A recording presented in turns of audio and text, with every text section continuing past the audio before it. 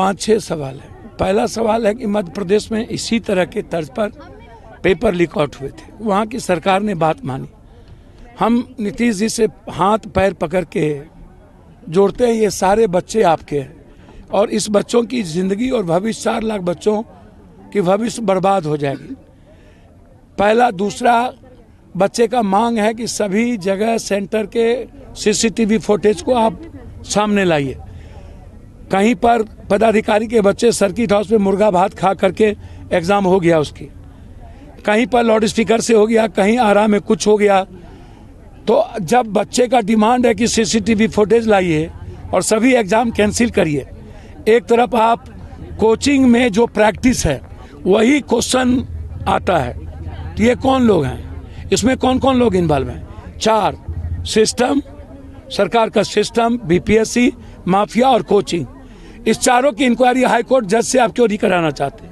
90 के पहले से लेकर आज तक एक ही जिला 80% इन्वॉल्व क्यों है पेपर लीक में, नालंदा? और क्यों इंक्वायरी नहीं होती, क्यों संपत्ति जांच नहीं होता है? और ये पेपर लीक आउट बंद होना कब बंद होगा? आम आदमी और मिडिल क्लास गरीब के बच्चे जो पढ़ते हैं उसकी ज़िंदगी कब सुरक्षित होगी?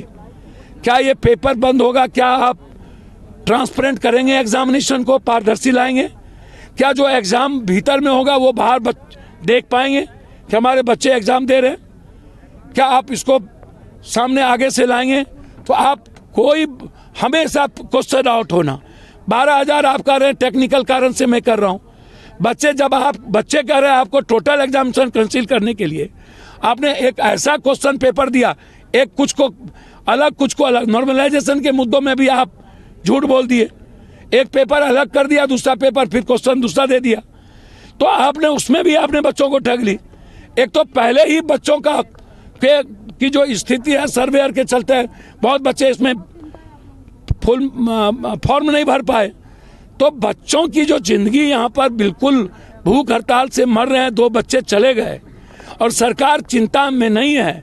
1,000 करोड़ की प्रैक्टिस में ऊपर से नीचे बंदर बांट है, और आप यदि यथावत क्वेश्चन को फिर से छोड़ दिए तो कौन प्रभावित होगा? और नया क्वेश्चन हार दिए तो कौन प्रभावित होगा? ये 4 लाख बच्चों को प्रभावित करने की बात। इसलिए एग्जामिनेशन पूर्णतः कैंसिल बिहार की होनी चाहिए। बच्चों की भावनाओं का आदर हो, कोचिंग की इंक्वायरी हो, और पेपर जो लगातार माफियाओं के द्वारा सजेस्ट किया जाता और अलग अलग एग्जामिनेशन पेपर को देख करके बच्चों की जिंदगी प्रभावित होते, उस पर रोक लगे, साथ साथ पेपर लीक होना बंद हो। आप कल से बोल रहे हैं बीपीएससी पास प्रोटेस्ट। मैंने कहा यदि बच्चों की बात नहीं सुनी जाएगी तो मैं कहीं ना कहीं, चाहे गांधी के मूर्ति के पास हो चाहे बीपीएससी पर हो, मैं भूख हड़ताल पर बैठूंगा। अच्छा, ये नीतीश जी यहाँ से प्रगति यात्रा पर निकले हुए हैं, सबको यात्रा करने की है। बीजेपी पहले से ही इनको समाप्त करने में लगी हुई है, और हम पहले ही कह चुके हैं बीजेपी सबको निपटाती है। शिंदे को निपटाया, अजीत पवार को निपटाया, रेड्डी को निपटाया, अभी आसू को निपटाया, अब नीतीश जी और उसके बाद चंद्रबाबू नायडू की बारी। इनके दल को तोड़ेंगे। सरकार को जिन जिन लोगों ने कभी भी मोदी जी को आंख दिखाया उसको वो बर्बाद करें। यही तो था 1 election no, 1 nation no election, 400 पार, यही तो था। इलेक्शन ही नहीं, चाइना और रूस के तर्ज पर इलेक्शन, कोई कभी आजीवन। तो नीतीश कुमार जी ने अपने चारों तरफ चंडाल चौकड़ी सबको जो बनाया, वो लोग शिंदे और अजीत पवार हो चुके हैं दिल्ली में। नीतीश कुमार को समाप्त करने की तैयारी या तो राष्ट्रपति शासन के तहत होगा चुनाव, या तो पहले होगा, या तो नीतीश कुमार को हटा के किसी दूसरे नेतृत्व में होगा। चुनाव पहले होगा बोल रहे हैं। अब स्थिति तो वही दिख रही है, आप देख लीजिएगा। पहले मेरे सवाल का तबीयत खराब हो गई आपने। सर, बच्चे सीरियस हैं, बच्चों की ज़िंदगी बचाना पहले प्राथमिकता है, और सरकार को बच्चों की ज़िंदगी बचाना चाहिए। किसी भी कीमत पर प्रशासन से आग्रह है कि बच्चों पर लाठी डंडा ना चलाए। बच्चों के आप ही के बच्चे हैं, और नीतीश कुमार जी से आग्रह करेंगे पूरा एग्जामिनेशन कैंसिल। अगर नहीं करते तो आप कब से बिहार बंद कीजिएगा? आप बेफिक्र रहिए, हम करेंगे।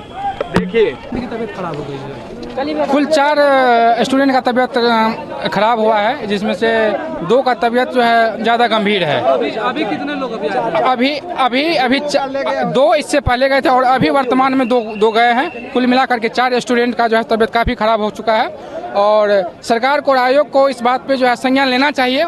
जैसे लग रहा है वो लोग मतलब काफ़ी असंवेदनशील हो गए हैं।